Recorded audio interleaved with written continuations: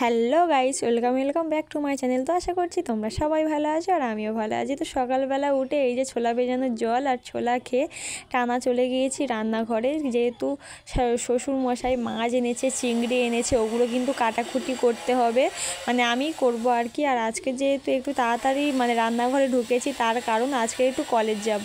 তো যাই পারে হোক, এখানে বটি মাছ চিংড়ি নিয়ে বসে পড়েছি মাছ কাটতে। মাছ চিংড়ি কাটাকুটি করে এখানে সমস্ত রকমের সবজিও কেটে নিয়েছি রান্নার জন্য আর কি।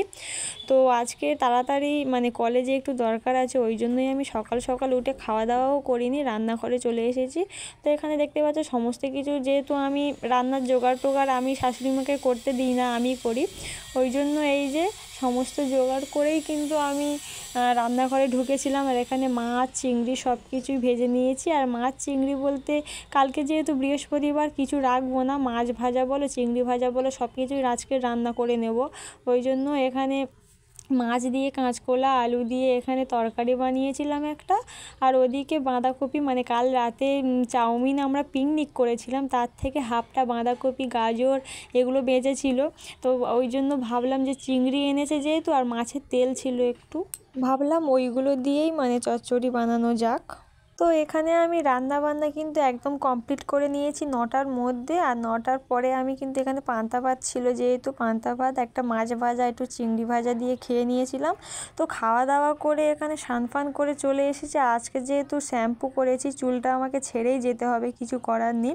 তো এখানে রেডিও হয়ে নিচ্ছে। আর এখানে দেখতে পাচ্ছ এত লিপস্টিকের কালেকশান, বুঝতেই পারি না যে কোনটা পরবো। তারপর ভাবলাম যে বাম লিপস্টিক একটু দেওয়া যাক, হালকা পিঙ্ক কালার মতো। আর এটা তো মাদুলিটা তো গলায় ঝোলাতেই হবে, নইলে এক লাথি মেরে বাইরে বার করে দেবে গেটের বাইরে আর কি। তো এই যে আমাদের গ্রিল খুলে একটা ফুল তুলে কানে গুঁজে বেরিয়ে পড়েছি কলেজের উদ্দেশ্যে।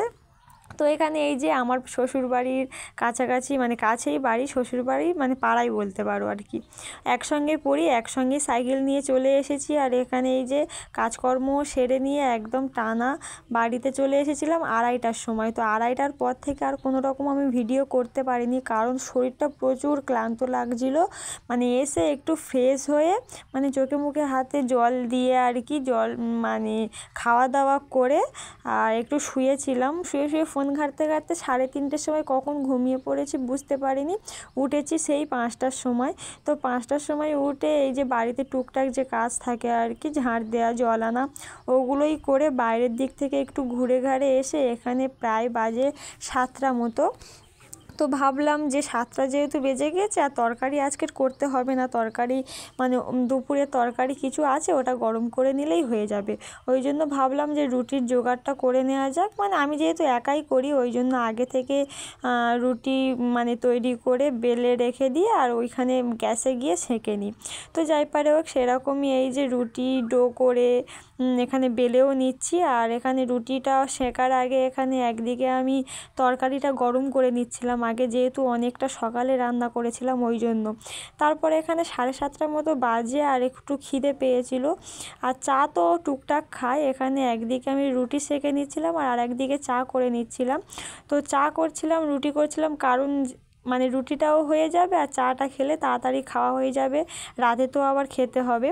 তো যাই পারে হোক, এখানে শ্বশুর শাশুড়িকে দিয়ে আমিও চা খাচ্ছি, রুটি সেঁকছি। তো ভিডিওটা ভালো লাগলে একটা লাইক করে দিয়ে, তো দেখা হচ্ছে নেক্সট ভিডিওতে।